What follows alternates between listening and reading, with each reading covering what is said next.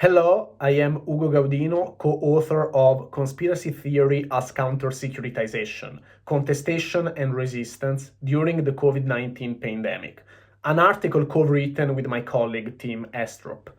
The starting point of our article is the emerging consensus among mainstream politicians, media, experts, and international organizations that conspiracy theories are dangerous. They are a vector of political extremism, they can undermine democratic institutions, and they are often mobilized by adversary states in disinformation operations, for instance by the Russia-funded Internet Research Agency. Hence, many governments across Western countries have framed conspiracy theories as threats to national security, especially, but not only, during the COVID-19 pandemic, when misinformation proliferated so much that global health experts coined the word infodemic. This is the core focus of our article. We show that during the COVID-19 pandemic, not only was COVID-19 itself securitized, but also the conspiracy theories around its origins and dimensions. They were equally securitized by politicians, international organizations, and health experts. But, on the other hand, conspiracy theorists rejected this view.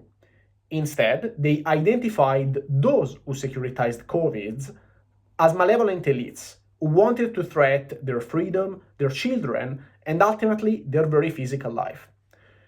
We argue that this dynamic can be best understood through the concept of counter-securitization, which shows how an initial securitization process can be contested and resisted by reframing the securitizing actors, in this case, whoever wanted to fight the pandemic, as the actual threat. We illustrate this argument by looking at the United Kingdom, the first Western state to license a vaccine against COVID-19, but also a country where there was visible opposition to lockdowns and vaccine mandates implemented by the Conservative government, led by Boris Johnson. On one side, some cabinet members securitized the conspiracy theories by claiming that vaccine hesitancy is infectious like a virus, by mobilizing the Army's Information Warfare Unit, and by inducing social media platforms to cut fake news. Then, we discussed the resistance to lockdown and to vaccines by the so-called anti-vax groups, which happened through street protests, epistemic counterclaims on the origins of the pandemic, think just about the famous documentary Plandemic, and sometimes these protests also happened through racist and anti-Semitic narratives. Finally, in the last part of our third section, we analyze the contestation against COVID measures within the Conservative Party.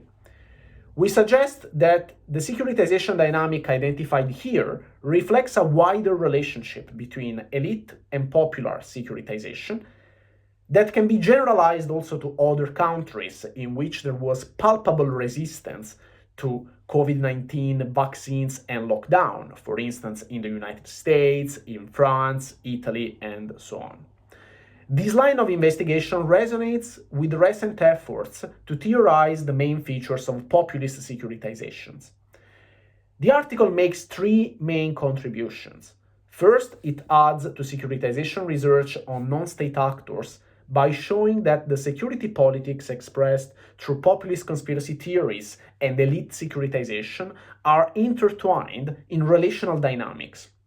So we hope to open ground to better understand the relationship between governments, everyday people, and populist politicians.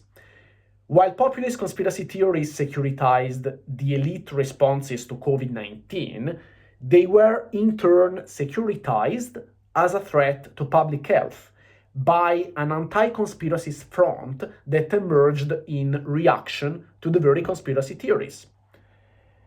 Second, our article extends an emerging international relations literature that explores the importance of conspiracy theories.